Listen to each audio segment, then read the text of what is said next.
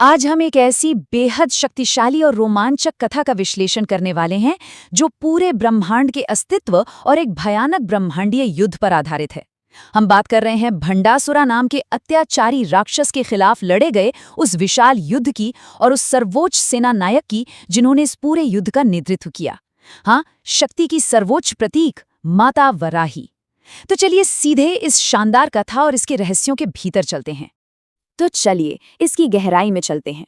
आखिर इस अनंत विश्व की सबसे विशाल सेना का नेतृत्व किसके हाथों में है? इस कथा की शुरुआत असल में मनमधा यानी कामदेव के भस्म से होती है।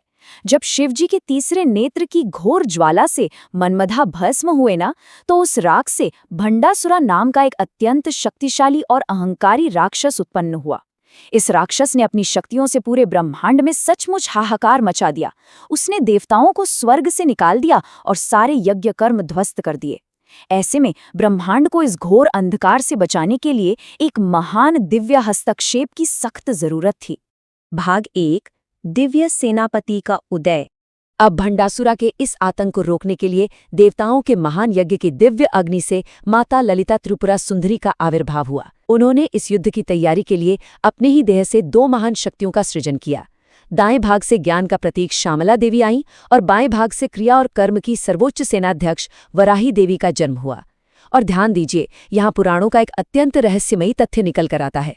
माता वराही का जन्म सीधे ललिता त्रिपुरा सुंदरी के आजना चक्र से हुआ था।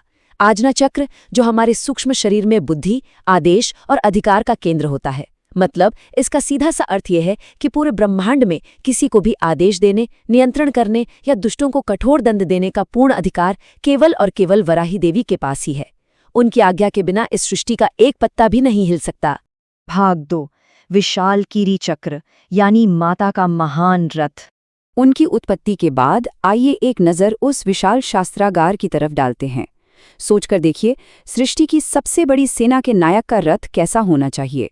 इसका सबसे अद्भुत उदाहरण वराही देवी का रथ है, जो कीरी चक्र के नाम से प्रसिद्ध है। संस्कृत में कीरी का अर्थ होता है वराह, यानी जंगली सुअर। ये उनका महान रथ है जिसकी 5 परतें या आवरण हैं, और इस अत्यंत विशाल रथ को आगे बढ़ाने के लिए बेहद शक्तिशाली वराह जुड़े हुए हैं। इस रथ का संचालन करने वाली सारथी का नाम स्तंभिनी है। इसमें माता वराही अपने 2 प्रमुख आयुधों के साथ विराजमान रहती हैं, हला यानी हल और मुसाला यानी मूकल। ये दोनों दिव्य अस्त्र उन्हें माता ललिता की भौहां यानी आईब्रोज से प्राप्त हुए थे। और ये इस बात को बहुत अच्छे से दर्शाता है कि कीरी चक्र केवल युद्ध भूमि में राक्षसों को मारने का रथ नहीं है, बल्कि ये मानव शरीर की शुद्धता और रक्षा का भी मुख्य केंद्र है। इसके चौथे आवरण में 6 अत्यंत शक्तिशाली धातु नाथास का निवास है, जैसे दाकिनी त्वचा की, राकिनी रक्त की, लाकिनी मांस की, और बाकी शक्तियां अलग अलग आंतरिक धातुओं की रक्षा करती हैं। ये सभी देवी की सेवा में है, जो एक तरफ युद्ध में शत्रुओं को स्तंभित करती हैं, तो वहीं दूसरी तरफ भक्तों को आयु और स्वास्थ्य प्रदान करती हैं। खैर, जब वराही देवी युद्ध में अपने कीरी चक्र रथ से उतरती है ना, तब उनका रूप और उनका वाहन और भी ज्यादा भयानक हो जाता है। उनका मुख्य वाहन एक अत्यंत विशाल शेर है जिसका नाम वज्रघोषा है। पुराणों में बताया गया है कि इस शेर की विशालता ऐसी थी कि इसके नाखून ही 3 योजना लंबे थे। एक योजना करीब 7.5 मील के बराबर होता है, यानी इस शेर के नाखून 22 मील से भी ज्यादा लंबे थे। सोचिए जरा, जब ये शेर दहाड़ता था और गुस्से से आगे बढ़ता था तो शत्रु सेना में भय की लहर दौड़ पड़ती थी। भाग 3 12 पवित्र नाम। तो जब देवताओं ने युद्ध भूमि में वराही देवी के इस भयंकर पर साथ ही लोक कल्याणकारी और रक्षक रूप को देखा, तो वो आश्चर्य और कृपा से भर गए। आकाश में खड़े देवताओं ने हाथ जोड़कर उनकी 12 गुप्त और दिव्य नामों से स्तुति की। इनका रहस्य हयग्रीव स्वामी ने ऋषि अगस्त्य को पिछले काल में बताया था। आइए इनमें से पहले 6 नामों को जल्दी से देखते हैं। पंचमी यानी सप्तमातृकाओं में 5वीं शक्ति, दंडनाथा यानी दुष्टों को कठोर दंड देने वाली महान सेनापति, संखेता और समायेश्वरी जो रहस्यमयी मंत्रों और आंतरिक पूजा की अधिदेवता होने का प्रतीक है। समाया संखेता समय और मंत्रों की शक्तियों का अनोखा मिलन है, और वराही जो मूल सर्वोच्च शक्ति है।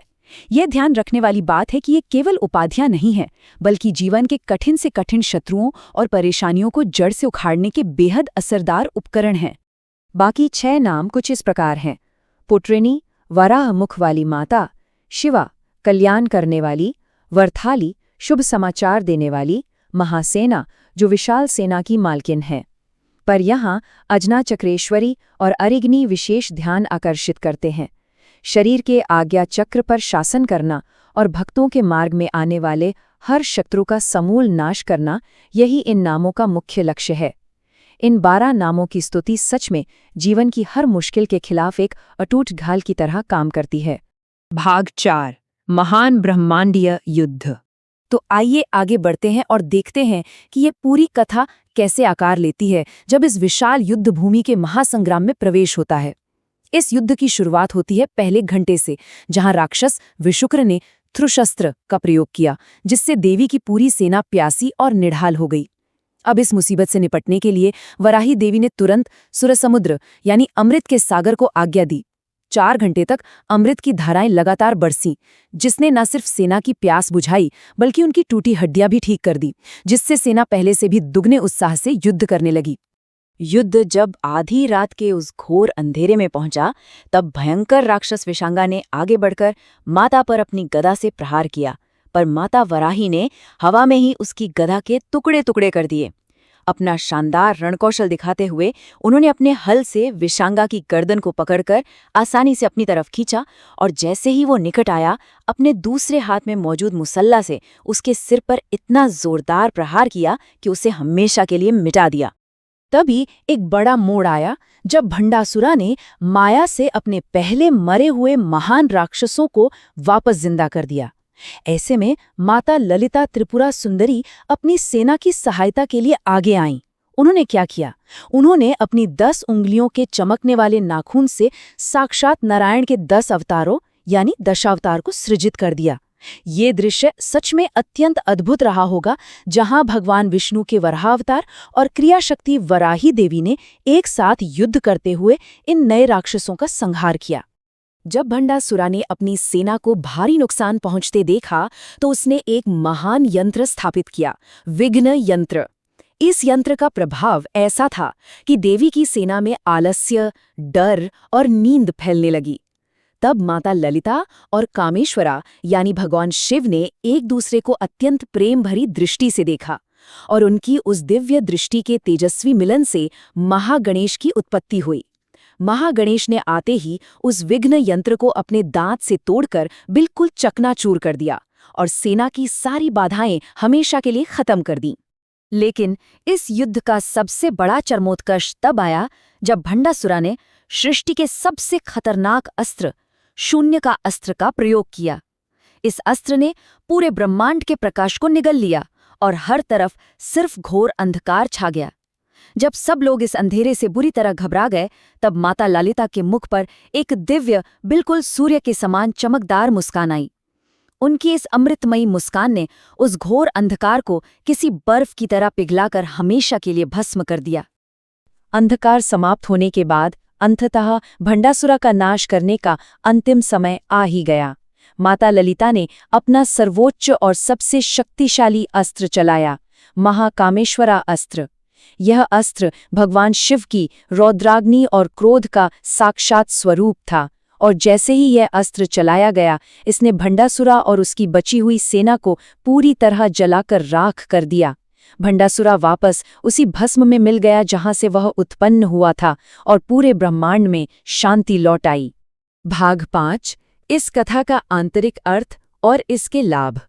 अब इस विश्लेषण की सबसे दिलचस्प और महत्वपूर्ण बात सामने आती है, और वो है इसका आंतरिक रूपक। देखिए, पुराणों का मूल उद्देश्य केवल कथा सुनाना नहीं है, बल्कि इसके पीछे के आध्यात्मिक दर्शन को समझाना है। बाहरी रूप में भले ही हमें एक युद्धभूमि दिखती है जहां दिव्य शस्त्रों से राक्षसों का वध हो रहा है, परंतु इसकी जो आंतरिक वास्तविकता है वो हम सबके मन के भीतर चल रही है। भंडासुरा और उसके भाई असल में हमारे आंतरिक दोष हैं, जिन्हें अरिष्ट वर्गास कहा जाता है, जैसे अहंकार, क्रोध, लालच और मोह। वराही देवी के वो दिव्य अस्त्र दरअसल इन्हीं मानसिक बाधाओं को काटकर हमें आध्यात्मिक स्पष्टता और पूरी शुद्धि देते हैं। इस दिव्य ज्ञान का व्यवहारिक उपयोग हमारे जीवन को पूरी तरह बदल सकता है। जब उन 12 पवित्र नामों का यानी वराही द्वादशा नामस्तोत्रम का सच्ची श्रद्धा से पठन किया जाता है तो यह एक अटूट दिव्य कवच बन जाता है। ये पठ जीवन की सामान्य मुश्किलों, कर्ज, बाधाओं और डर को दूर करने की अत्यधिक क्षमता रखता है। और क्योंकि माता वराही आज्ञा चक्र की अधिदेवता है, इसलिए इनका स्मरण करने से बुद्धि और निर्णय लेने की क्षमता में लगातार वृद्धि होती है। इस विश्लेषण को समाप्त करते हुए एक बेहद प्रभावशाली प्रश्न पर विचार करना जरूरी है। अगर पूरे ब्रह्मांड को चलाने वाली, दुष्टों का नाश करने वाली सर्वोच्च सेनानायक स्वयं हमारे सूक्ष्म शरीर के आज्ञा चक्र में निवास करती हैं, तो हम अपने अंदर ऐसी कौन सी महान शक्ति जगा सकते हैं और अपने किन आंतरिक अहंकारों पर आज ही विजय प्राप्त कर सकते हैं? ये कथा यही सिखाकर जाती है कि बाहर की हर लड़ाई जीतने से पहले अंतर्मन को शुद्ध और सशक्त बनाना जरूरी है। इस अनंत ज्ञान के चिंतन के साथ आज की ये चर्चा यहीं पूर्ण होती है।